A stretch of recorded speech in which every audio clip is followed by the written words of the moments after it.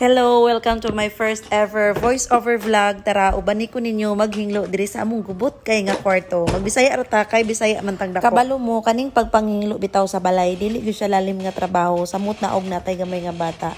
Actually, naghinglo ko karon pero ang akong anak naapod sa kilid gasunod-sunod pod og sigig pamungka. Pero anyway, padayon lang gyapon ta ani og panghinglo, at least man lang mahinglo ang atong pamuyo. Bisag minuto lang, bahalag pagkahuman, bungkag na po. Mag-ilis day ko karon sa among beddings, punda sa unlan o kortina diri sa among kwarto kay murag isa ka bulan na gyud ni wala na ilisi. Wala na gyud na pasok sa banga. Sa recommended nga time sa pagpang-ilis sa atong beddings kaysa akong nabalance sa akong research from ChatGPT. Yes, palaban gyud ani sa ChatGPT.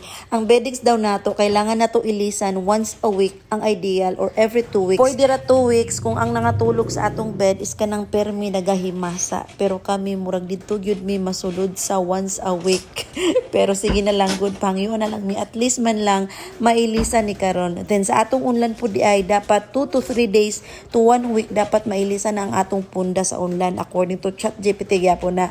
Pero no, grabe, amo nga murag lapas na gyud kayo kay isa ka bulan na gyud ning wala na ilisi. And ang atong kortina dapat every 3 to 6 months ilisan na nato. So kaniya mo pasok kayo kay 1 month pa lang ni, pero gusto mo na ako maiba ang color, ilisan na lang pud nako. So magdiplin day ko karon sa among bintana kay kaniya mong bintana grabe ni kaabog, murag ambot, dili na ko kadumdum kung kanus ako las nagpunas diri sa among bintana, as in abog gyud kay siya, pero kanilaging matabunan siya sa kortina, dili na mapansin ang abog. May gani na ako'y nindot kayo nga para panghinglo diri sa among bintana kaning Seaways all-purpose cleaner namo. Nindot kay ni siya gamiton, ganahan kay kuani nindot ni siya gamiton sa mga glass kay to the max gyud ang kasinaw after natong pagpanghinglo sa atong glass window. Perfect kay ni siya sa mga glass window, sa mirror nato, or pwede po siya sa refrigerator.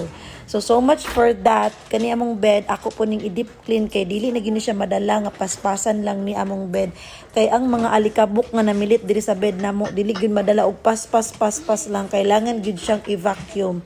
Ganahan ra sab kay ko kay nako aning vacuum cleaner nga handi ra kayo, easy to use ra, and kusog kay ang suction maong kampante ra gyud ko nga kuha gyud ang hugaw nga namilit diri sa among bed. Sayon ra kay lang taon ni nga trabaho ba, pero sa tinuod lang dili gyud lalim manghinglo. Sakit gyud kay siya sa likod, sakit sa tibuok kalawasan. Maunang ako ma-appreciate gyud nako ang mga kauban nako diri sa balay, kay kung ako lang bitaw gyud tanan magtrabaho diri, ang pagpanghinglo dili gyud nako kaya, promise. Maunang kung naatay kauban sa balay who has been our support, dili gyud nato kalimtan ang pag-appreciate labi na sa adlaw-adlaw nga mga bulahato nato sa balay. Og murag hapit na gyud ko mahuman, gamay na lang gyud og kulang kanina lang mga punda, og ang akong anak nari sa kilid o tanawa ning apil na gyud siya, wala na kaagwanta. Automatic dayon ang tigpamungkag, lipay kayo kay naa na po siya ibong kagunon. Og diri ra tama ng akong vlog. Salamat sa paglantaw. Love, love, love.